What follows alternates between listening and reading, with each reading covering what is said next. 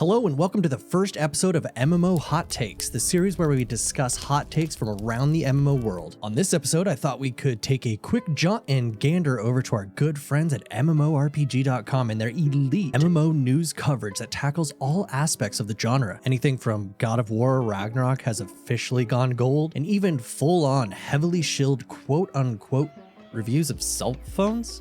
I'm sorry, what?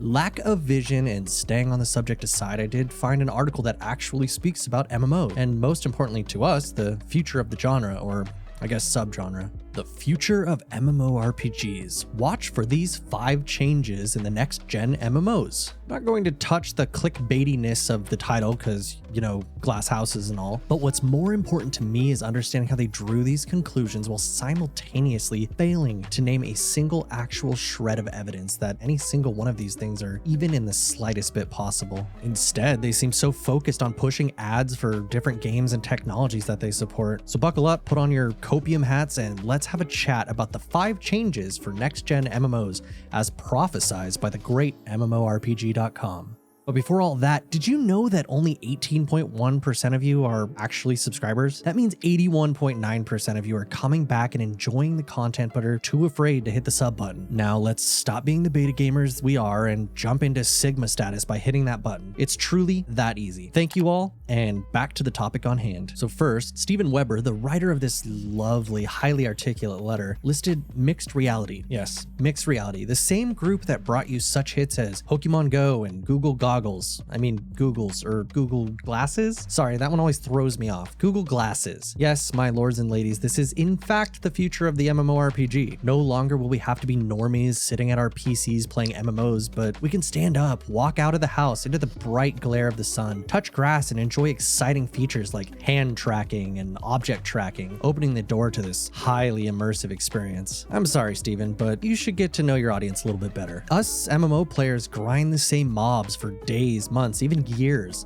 hours upon hours a day. The average MMO chat is so sweaty that the only time they really feel immersed is when their character is swimming. We're not looking to go out into the park and wave our hands around like some wannabe airbender or slice enemies with our imaginary swords. All this looks like to me is an advertisement or a quick shill for the VR MMO you linked in the article, and honestly has about the same likelihood as any of my viewers getting a girlfriend in the near future. Next on the list is artificial intelligence, or more specifically GPT-3 AI. And less specifically, beyond. For those of you not tracking every little advancement in AI, GPT-3 is Generative Pre-trained Transformer. It's basically an AI that learns how to produce text and mimic human dialogue and storytelling. Needless to say, AI is not this insane future next-gen breakthrough technology that this article is attempting to lead us to believe. Sure, AI has been pretty trash in MMOs in the past, whether due to technological limitations, lack of inspiration, or the fear of a dystopian hellscape similar to the Matrix, but it continues to improve every single year. On one hand, I agree that yes, in fact, there will be AI in future MMOs, but that said, there has been basic rudimentary levels of AI in every single MMO that's ever released. So yeah, saying this is like saying there will be graphics in future MMOs because, well, they've always been there. However much I enjoy my inbox being flooded with NFT ad scams and blockchain nonsense, I couldn't care less for virtual ownership. Developers have been flirting with the idea since as far back as Project Entropia and never really stuck on. Steven goes on to talk about how in the future we will be able to migrate our armor, gear, and assets from one game to another because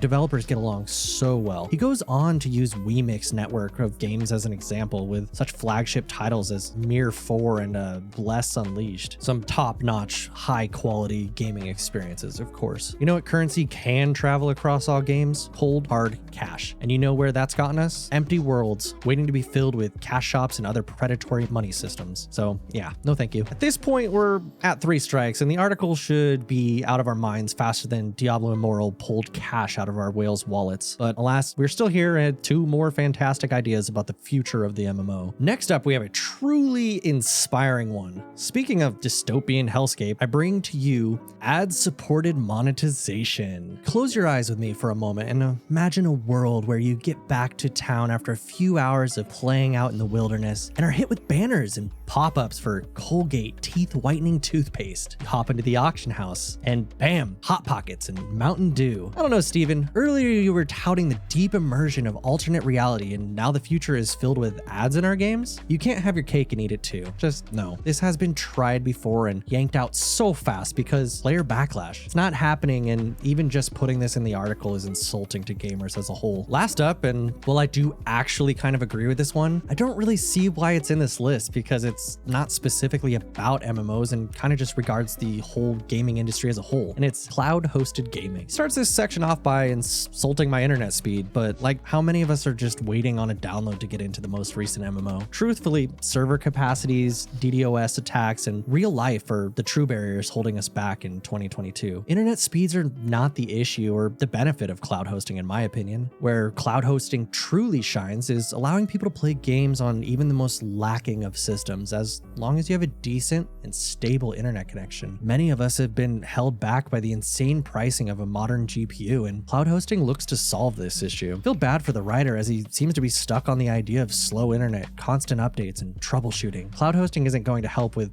any of those and actually requires a decent internet speed, so kind of need to have internet speed in the first place for it to even work. At the end of the day, cloud hosting is kind of just the future of gaming too, so not even really MMO specific, and I don't know why it's included in a future of the MMO list that's limited to 5 when it really is just gaming in general. All right, so you made it this far. I'm curious what you think the real future of the MMO is. Was I too hard on this article? Have any other topics you've seen interest you, and would you like me to address them in future episodes of this? Let me know down in the comments below, and don't forget to like the video. As always, my name is Spun, and I will see you all in the next video.